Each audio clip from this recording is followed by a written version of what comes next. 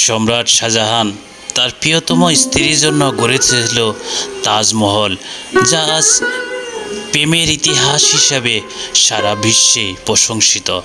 আজ টাঙ্গাইল জেলার নাগরপুরে গহেটা ইউনিয়নে প্রায় 200 বছর আগের মঠ জমিদার পুত্র মাকে ভালোবেসে তার সমাধির উপর এই মঠটি তৈরি করে, যা আজ ভ্রমণ পিয়সী মানুষের কাছে অনেকটাই জনপ্রিয়। টাঙ্গাইল ঢাকা বিভাগের অন্তর্গত বাংলাদেশের মধ্যাঞ্চলে অবস্থিত একটি জেলা। এটি তার বৈচিত্র্যময় ল্যান্ডস্কেপ, প্রাণবন্ত সংস্কৃতি, ঐতিহাসিক তাৎপর্য এবং কৃষি শিক্ষার অবদানের জন্য পরিচিত। টাঙ্গাইল একটি সমৃদ্ধ সাংস্কৃতিক ঐতিহ্য রয়েছে, যা এর সম্প্রদায়ের বৈচিত্র্যকে প্রতিফলিত করে।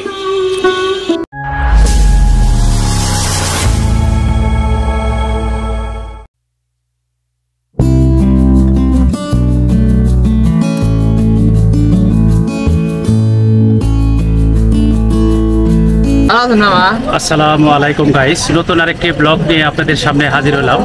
মায়ের প্রতি জমিদার পুত্রের অগাধ ভালোবাসা, সেই ভালোবাসায় স্মৃতিস্তম্ভ নাগরপুরের গয়হাটা ইউনিয়নে গয়হাটার মঠ। সেই মঠটি আজকে আপনাদের ঘুরিয়ে দেখাবো এবং জানাবো সেখানকার ইতিহাস। আর আপনারা যারা আসতে চাচ্ছেন তারা নাগরপুর উপজেলা সদর থেকে বটতলা থেকে অটোরিক্সা পেয়ে যাবেন। সেই অটোরিক্সায় ভাড়া জনপ্রতি 10 টাকা করে ভাড়া লাগবে।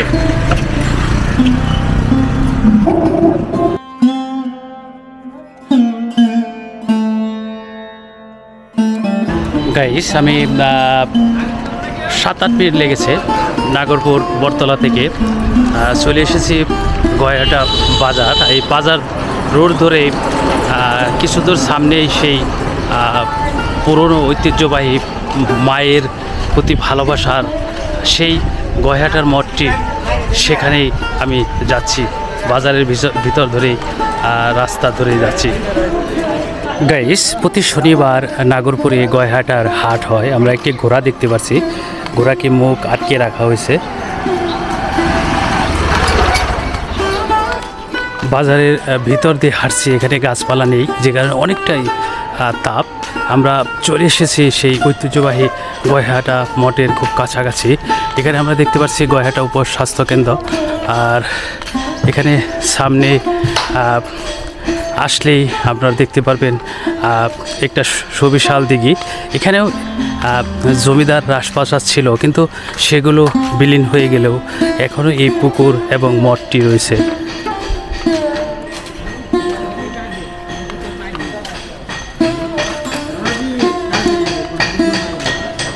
গাইস, আসলে জমিদার বাড়িতে যে দিঘিগুলো খনন করতো, সেই দিঘিগুলো প্রজাদের মঙ্গলের জন্য তৈরি করত। এখানেও একটি সুবিশাল দিঘি আমরা দেখতে পাচ্ছি। আর সেই মায়ের প্রতি ভালোবাসার, অগাধ ভালোবাসার নিদর্শন কালের সাক্ষ্য হয়ে আজও দাঁড়িয়ে রয়েছে এই গয়হাটার মঠ। সেই গয়হাটার মঠ সম্পর্কে আসুন আমরা গয়হাটার মঠ নির্মাণকাল 1882। প্রায় 1.5 শতাধিক বছর পূর্বে শ্রীকান্ত মুন্সী গয়হাটার জমিদারি সৃষ্টি করেন। তার স্ত্রী উদয়তারা চৌধুরী নিঃস্বামীর প্রয়াণের পর জমিদারি কার্যভার নিজ হাতে পরিচালনার দায়িত্ব গ্রহণ করেন। মূলত তিনি ছিলেন নিঃসন্তান।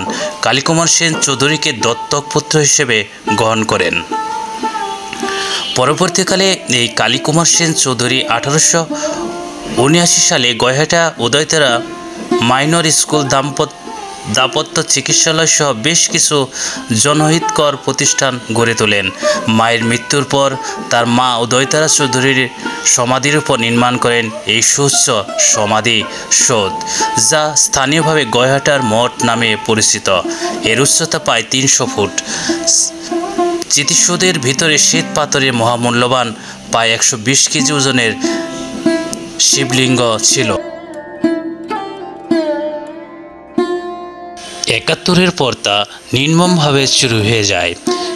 বিস্ময়কর যে তারপরও স্থানীয় হিন্দু সম্প্রদায়ের ভক্তবৃন্দ সেখানে গভীর ভক্তি ভরে নিয়মিত পূজা অর্চনা করে থাকে।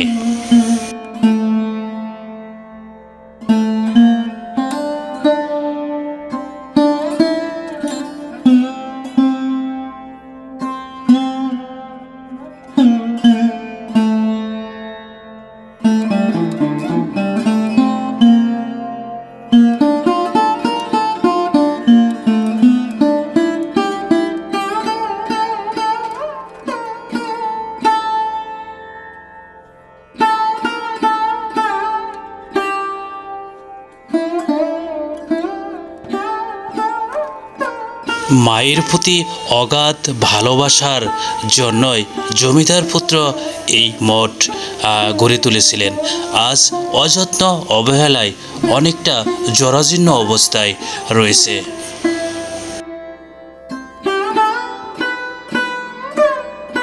গাইস, গয়হাটা মঠ এর ইতিহাস আপনারা জানতে পেরেছেন। আর সেই গয়হাটার যে জমিদার ছিল, সেই জমিদার যে একটি স্কুল প্রতিষ্ঠা করেছিল, সেই স্কুলটির ভিতরে এখন প্রবেশ করছি এবং আপনাদের এই গয়হাটা মঠের পাশে সেই স্কুলটি।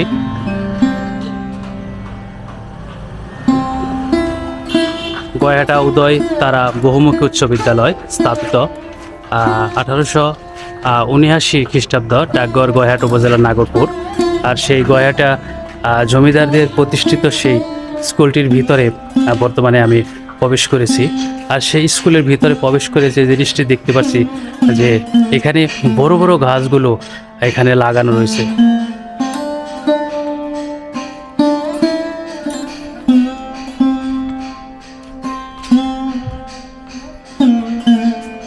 শুধু যে জমিদার অত্যাচারী ছিল তা নয়, অনেক জমিদার আসলে অনেক ভালো ছিল, তাদেরই একটি নিদর্শন এই গয়হাটার জমিদার।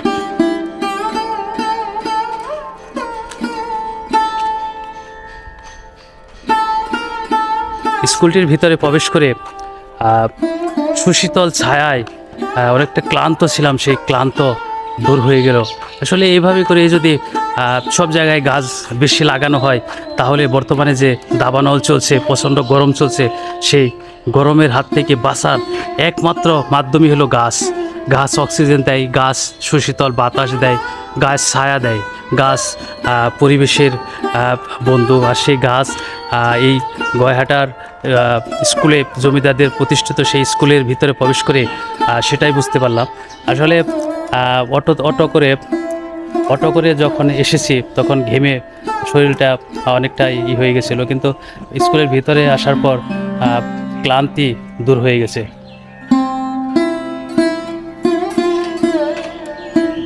গাইস, গয়হাটার জমিদার বাড়ি রাজপ্রাসাদ ছিল, কিন্তু সেগুলো আজ নেই। সেই জায়গা রয়েছে এবং গয়হাটা মঠের পাশে সুবিশাল একটি মাঠ রয়েছে জমিদারদের সময়কার। কামারদের কাজ চলছে, ঢুসঢাস শব্দ হাতুড়ির বাজছে।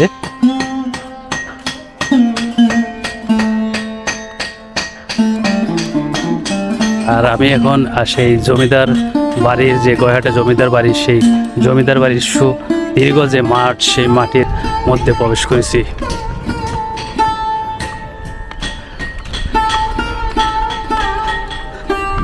কত সুদীর্ঘ এই মাঠটি পড়ে রয়েছে। এই মাঠের পাশ থেকেই মায়ের প্রতি ভালোবাসা, আসলে সন্তান হিসাবে মাকে কতটা ভালোবাসতে পেরেছে জানি না, তবে সেই জমিদার পুত্র যে ভালোবাসা দেখিয়েছিল, মায়ের প্রতি ভালোবাসার নিদর্শন। সম্রাট শাহজাহান যেমন মমতাজের জন্য তাজমহল গড়েছিল, ঠিক এই গয়হাটার জমিদার পুত্র গড়েছিল একটি সুদীর্ঘ মঠ। সেই মঠটি এখন অনেকটাই জরাজীর্ণ, উপরে ভেঙে গেছে। আর কিছুদিন পর যদি বড় ধরনের কোনো ঝড় অথবা ঘূর্ণিঝড় হয় তাহলে এই ঐতিহ্য, এই গয়হাটার মঠ 200 বছরের, এটার অস্তিত্ব বিলীন হয়ে যাবে। তো একটি কথায় অনুরোধ করব যে প্রত্নতত্ত্ব বিভাগকে যে এই গয়হাটার মঠটিকে পুনঃসংস্কার করা হোক। প্রচণ্ড গরমের মধ্যে গয়হাটার মাঠে একটি ঘোড়া দেখতে পাচ্ছি দাঁড়িয়ে রয়েছে, কারণ নাগরপুরে ঘোড়ার গাড়ির সংখ্যা অনেক, ঘোড়ার গাড়ি রয়েছে প্রায় 2-3 হাজার ঘোড়ার গাড়ি। এই ঘোড়ার গাড়িতে এখনও মালামাল টানাটান করে। আর এই পাশেই যে পাশটি দেখতে পাচ্ছি, এটি পাশেই জমিদার রাজপ্রাসাদ ছিল, কিন্তু সেই জায়গাগুলো আজ বেদখল হয়ে আর জমিদার বাড়ির কোনো অস্তিত্বই এখন আর নেই। শুধু এখানে জানান দেয় এই সুদীর্ঘ মাঠ এবং এই মঠটি জানান দেয় যে জমিদার গয়হাটার জমিদারের কথাগুলো। শুধু এই দুটি কারণেই এখনও জনগণের মনে রয়েছে।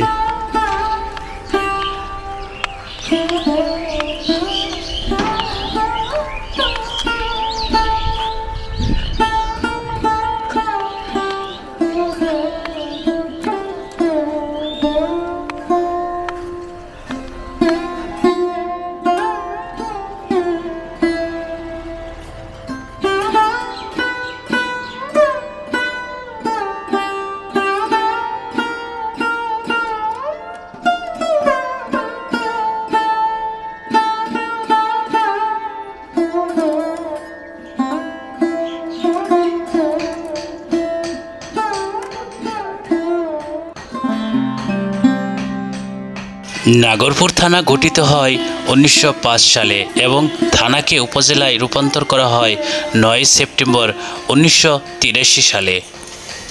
টাঙ্গাইল শহরের 24 কিলোমিটার দক্ষিণে অবস্থিত নাগরপুর উপজেলা।